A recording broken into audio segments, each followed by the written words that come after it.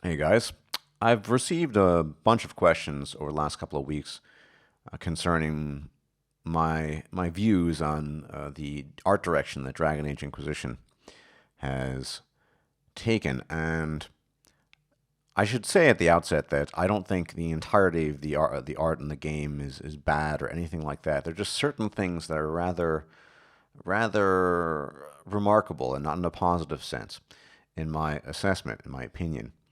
And I think it coincides with what I believe BioWare has as a specific agenda that they're pushing, which is actually their entitlement. I mean, they're a private company, they can do whatever they want. But I want to point out perhaps some of the hypocrisy on their part in describing and talking about the art. And this video is loosely, very, very loosely inspired by Gopher's video. He made a video about realism and fantasy, but of course he doesn't talk about controversial things. I'm not like that. And I'm not so much focused on the game mechanics here so much as believability. What I want to talk about is the believability of the art and the direction they've taken, not necessarily the realism. I don't really think realism is an issue in fantasy, even though it's more the believability. I mean, Gopher talked about, for example, Gopher has nothing to do with this video, so he's not offending people. Don't worry. Frostfall in Skyrim and how you can freeze to death, and I'm totally down with that mod. I love it, and it's great. But it's more an issue of believability. So in Skyrim in the Frozen North, it's very believable that you could freeze to death, fantasy or not. But what I want to talk about before rambling on further is the art. So you can see various pictures here of different kinds of traditional art depicting female warriors. And many of them are quite muscular. Many of them are well built. And even in the cases where they are not particularly muscular per se, they're toned, they're athletic. And even the cases where they're not toned and athletic or don't appear to be, they at least have meat on their bones. You see, I want to talk about Cassandra Pendergast as in her role as a sword and shield, a sword and board warrior. She looks, quite frankly, to me, like an anorexic skeleton. She does not look the part. She does not have a believable appearance to me, as in the role of a sword and board warrior. In fact, she looks much more like a mage to me than she would a warrior to be feared, wielding a sword or a mace in one hand and the shield in the other. She looks like if she tried to do that, she probably would fall apart or the weapon would drop on the ground.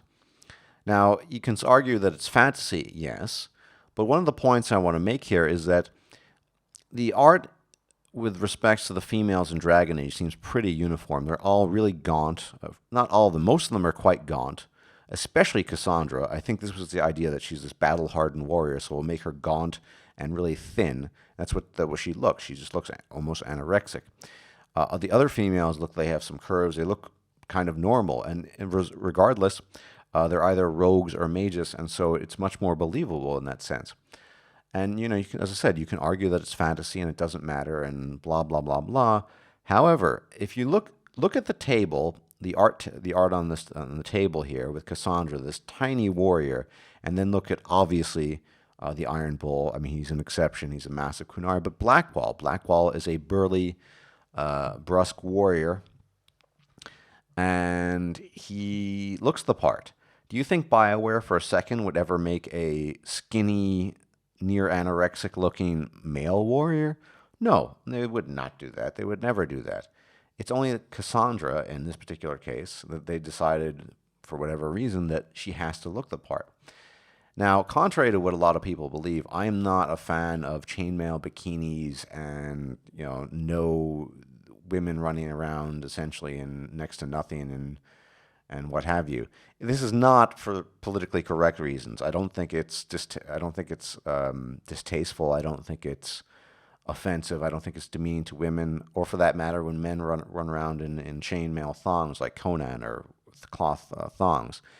For none of those reasons, it takes away from the believability. I don't think a warrior is going to run. Well, I guess it's possible in some contexts, but it's unlikely that a warrior is going to run around in a two-piece or one-piece cloth outfit or made of chains. It's just So, not my opposition to that is not born of, oh, you're offending people or it's distasteful. No, or oh, you're demeaning women or demeaning men. No, I don't really care about that. It's not believable. So some of the art that you do see represents, I think, women, female warriors in a fantasy setting rather well.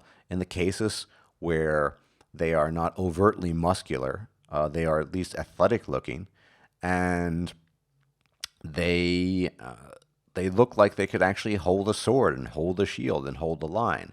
Cassandra does not look like she can hold the line. Now, admittedly, this might seem very petty of me, but I also making this video to just make a point to show that BioWare definitely has an agenda, because they didn't do this with Blackwall. Why didn't they make Blackwall this sort of gaunt guy with a straggly beard, and oh, no, he looks like a buff, burly warrior, a human albeit, but he looks the part.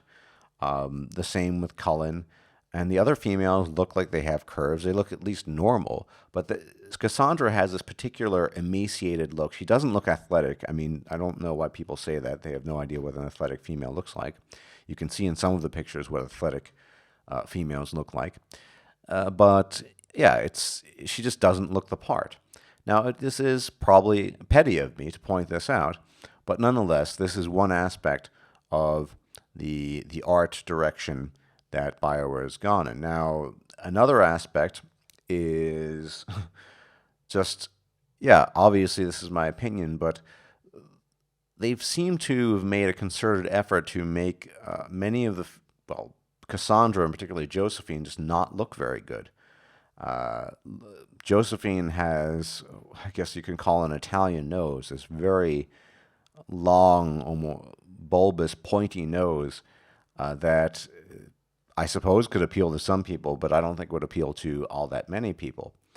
Meanwhile, in the other camp, you have the bearded, middle-aged veteran warrior that women swoon for, Blackwall. You have this anomaly, the Iron Bull, the huge, hulking, massive muscle, and Cullen, the knight in shining armor. And it's just, it doesn't really add up. So there are a number of elements here that lead me to believe, and I can't prove it without a doubt, that BioWare definitely has an agenda they're pushing. And I should say, it's their right. I mean, it's absolutely their right to push a specific agenda, and they've actually gone on record. I mean, David Gator's talked about everyone checking their privilege and everyone doing this or that. And that's fine. If they want to pursue that agenda and they can earn money doing it, then hey, more power to them. It's a free market. They can do what they want. But I think at least we should be aware of the very, very high likelihood that there is agenda present, and that it's a very specific one. Why? I mean, what is wrong with making women muscular? I don't know. I have no problem with it being a lot more believable. If Cassandra were buff and battle-hardened, or at least athletic-looking, instead of that gaunt, emaciated face, I mean, I'd have a lot fewer issues with her, quite frankly. But then the little things like that. So it's an issue of believability. What's believable and what's not. In the case of a different class, such as a mage, it doesn't matter if she's emaciated. Maybe she's been casting spell. I mean, it kind of makes sense. But if you're going to be towing around a shield and heavy armor and a sword, it's just not it's not believable. Never mind that there's some weird agenda going on there. So I just wanted to make this video explaining my point of view. Once again, I'm not for people have this idea I want to see half-naked women. And yes, a lot of the images I presented have this kind of half-naked thing. I'm not really into that so much. I only presented them because they show off the figure, they show off the muscularity of the characters in question. That's actually not my preference for reasons, as I said before, it just takes away from believability, not because it offends people or it's demeaning. I don't really care about that. And yeah, but going in, I think, and on a final note, art and the appearance of characters can have a huge effect on how you interact with them, whether we want to believe it or not. It can make certain characters distasteful. If you look at them, you say, "Oh, I'm not really into that look." I mean, there's a reason even if Wynn had been romanceable, why you wouldn't want to romance a grandma, right? Effectively, an old woman in her 60s plus. I mean, it's no, it doesn't make sense.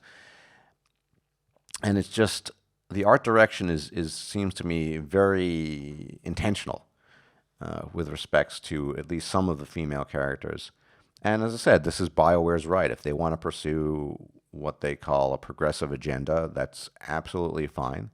I have I have no problem playing female characters, and I'm guaranteeing you one of my characters will be female.